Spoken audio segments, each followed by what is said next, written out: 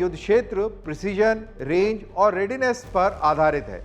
आज हम एक महत्वपूर्ण प्रश्न का विश्लेषण करेंगे जो भारत के भविष्य की रणनीति को आकार दे रहा है। क्यों एक यूनिफाइड रॉकेट फोर्स केवल एक विकल्प नहीं बल्कि एक स्ट्रेटेजिक आवश्यकता है। जैसे जैसे हमारे प्रतिद्वंद्वी अपनी मिसाइल फोर्स का आधुनिकीकरण कर रहे हैं, भारत के लिए इंटीग्रेशन, स्पीड और सिनर्जी पहले से कहीं अधिक महत्वपूर्ण हो जाती है।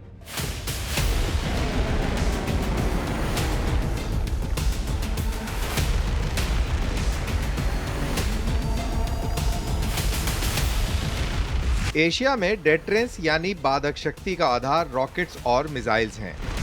चाइना की people's liberation army rocket force यानी PLARF सबसे सशक्त बलों में से एक है, जिसमें 1200 से अधिक पारंपरिक और परमाणु सक्षम बैलिस्टिक मिसाइल्स शामिल हैं, जो शॉर्ट, मीडियम और लॉन्ग रेंज श्रेणियों में फैली हुई हैं। भारत के लिए, जो एक साथ हिमालय और पश्चिमी सीमा पर खतरों का सामना करता है, एक बिखरी हुई मिसाइल कमांड स्ट्रक्चर इसकी प्रतिक्रिया क्षमता को सीमित करती है। एक यूनिफाइड रॉकेट फोर्स इस समीकरण को पूरी तरह से बदल सकती है, जिससे भारत तेज, गहराई में और निर्णायक प्रहार करने में सक्षम होगा। भारत का मिसाइल आर्सेनल विश्व स्तरीय है, लेकिन यह अभी अलग अलग सेवाओं में बटा हुआ है, यानी आर्मी, नेवी और एयरफोर्स। इसीलिए यूनिफाइड रॉकेट फोर्स इन्हें एक छत के नीचे लाएगी, जिससे डेटरेंस और मजबूत होगा, रिस्पांस बेहतर होगा और जॉइंट वॉरफेयर संभव हो पाएगा। तो आइए देखते हैं कि यह मिसाइल मैट्रिक्स जो शक्ति संतुलन को परिभाषित करता है वो क्या है। तो आइए भारत और चीन की मिसाइल्स का एक कंपैरिजन कर लेते हैं वीडियो वॉल पर ग्राफिक्स के माध्यम से। सबसे पहले बात करते हैं चीन की शॉर्ट रेंज मिसाइल्स की। चीन के पास शॉर्ट रेंज प्रणालियां कौन कौन सी हैं, इसकी जानकारी हम लेते हैं। पहले सबसे पहली मिसाइल है PHL-03। ये रॉकेट सिस्टम 130 किलोमीटर तक की दूरी तक मार कर सकता है। और दूसरा रॉकेट सिस्टम है PHL-191, जिसकी रेंज 300 से 500 किलोमीटर तक की बताई जा रही है। और ये याद रहे कि ये ओपन सोर्स से ली गई इंफॉर्मेशन है। कोई भी मुल्क अपनी असली रेंज सार्वजनिक नहीं करता। अब बात करते हैं भारत की शॉर्ट रेंज मिसाइल्स की, कि भारत के पास में कौन से रॉकेट्स और मिसाइल्स इस कैटेगरी में आते हैं। तो सबसे पहले कैटेगरी आती है स्मर्च, जिसकी रेंज 70 से 90 किलोमीटर की बताई जाती है। और फिर आता है पिनाका, जिसकी रेंज 45 से 90 किलोमीटर तक की है और आगे आने वाले समय में वो 120 और 300 किलोमीटर तक की भी होगी।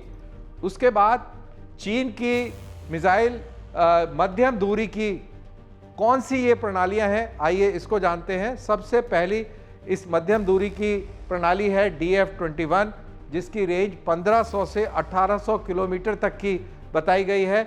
और दूसरी है DF-26, जिसकी ये तस्वीर है और रेंज तकरीबन 4000 किलोमीटर की है। अब इसके बाद भारत की मध्यम दूरी की मिसाइल कौन सी हैं उनको देखते हैं। सबसे पहली मिसाइल इस कैटेगरी के अंदर आती है अग्नि-1। अग्नि-1 900 से 1200 किलोमीटर तक की रेंज की है और भारत की आर्मी के अंदर, आर्टिलरी के अंदर ये सिस्टम मौजूद है। दूसरी प्रणाली है अग्नि-2, जिसकी रेंज 2000 से 3000 किलोमीटर तक की बताई जाती है। और अब बात करते हैं मध्यम दूरी की प्रणालियों की, जो इन मिसाइल्स के अलावा भारत में और हैं, और वो है शौर्य 1700 से 1900 किलोमीटर तक की मारक क्षमता रखते हुए, और दूसरी है निर्भय मिसाइल, जिसकी मारक क्षमता 800 से 1000 किलोमीटर की है।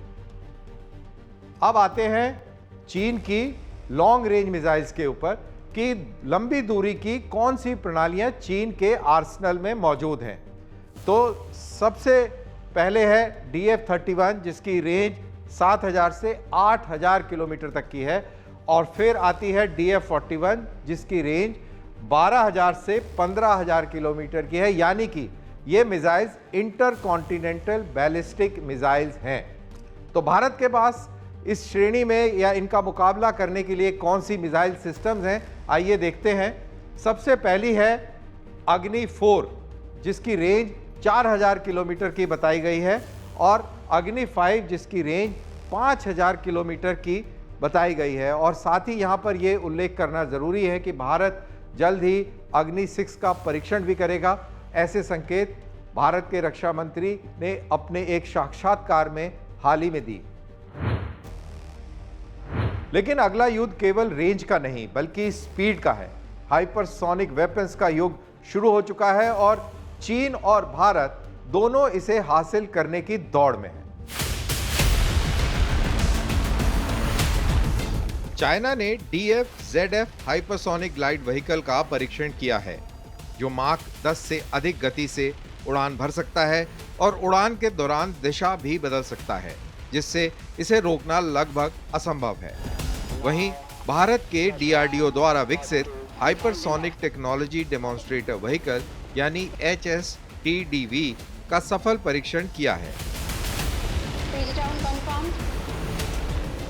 ये तकनीक भविष्य के सिस्टम जैसे ब्रह्मोस 2 को शक्ति देगी, जिसकी गति माक 7 तक होगी, जिससे भारत तेज, सटीक और गहराई तक प्रहार करने में सक्षम होगा और चीन की DF-ZF हाइपरसोनिक ग्लाइड व्हीकल का जवाब भी। भारत के मौजूदा मिसाइल एसेट्स तीनों सेवाएं आर्मी, नेवी, एयरफोर्स और स्ट्रेटेजिक फोर्सेस कमांड में बटी हुई हैं। एक यूनिफाइड रॉकेट फोर्स इन्हें एकीकृत कमान के तहत लाएगी, जिससे टारगेटिंग बेहतर होगा और प्रिसीजन स्ट्राइक्स विभिन्न थिएटर्स में समन्वित रूप से किए जा सकेंगे। यह भारत के आगामी थिएटर कमांड से भी जुड़ी होगी, जिससे स्पेस बेस्ड इंटेलिजेंस से लेकर मिसाइल लॉन्च ऑथराइजेशन तक का संचालन तालमेल में हो सकेगा। चीन की रॉकेट फोर्स एक अलग सेवा शाखा है जो केंद्रीकृत कमान और तय किए हुए रणनीतिक सिद्धांतों के तहत काम करती है। भारत के लिए ऐसी ही एक संरचना स्थापित करना एक महत्वपूर्ण आवश्यकता है, जिससे फुल स्पेक्ट्रम डिटरेंस प्राप्त किया जा सकेगा। एक यूनिफाइड रॉकेट फोर्स 3 महत्वपूर्ण भूमिका निभाएगी। पहली, भारत की डिटरेंस पोस्चर को दोनों मोर्चों पर सशक्त करना। दूसरी, मिसाइल एसेट्स का वास्तविक समय में समन्वय सुनिश्चित करना। और तीसरा, उच्च तीव्रता वाले युद्धों में विश्वसनीय फर्स्ट रिस्पांस कैपेबिलिटी प्रदान करना। ये न केवल भारत की स्ट्राइक डेप्थ को बढ़ाएगी, बल्कि एक स्पष्ट संदेश भी देगी कि भारत भूमि, आकाश, समुद्र और अंतरिक्ष हर क्षेत्र में अपने हितों की रक्षा करने के लिए तैयार है। एक ऐसी दुनिया में जहां सेकंड्स रणनीति तय करते हैं और दूरी डोमिनेंस को परिभाषित करती है, भारत के लिए एक यूनिफाइड रॉकेट फोर्स अब सिर्फ एक विचार नहीं रहा, ये क्रेडिबल डिटरेंस, तकनीकी समानता और ऑपरेशनल यूनिटी हासिल करने की दिशा में एक महत्वपूर्ण कदम है। रॉकेट फोर्स भारत की ढाल और भाले दोनों होंगी, जो तैयारी के माध्यम से शांति सुनिश्चित करेगी।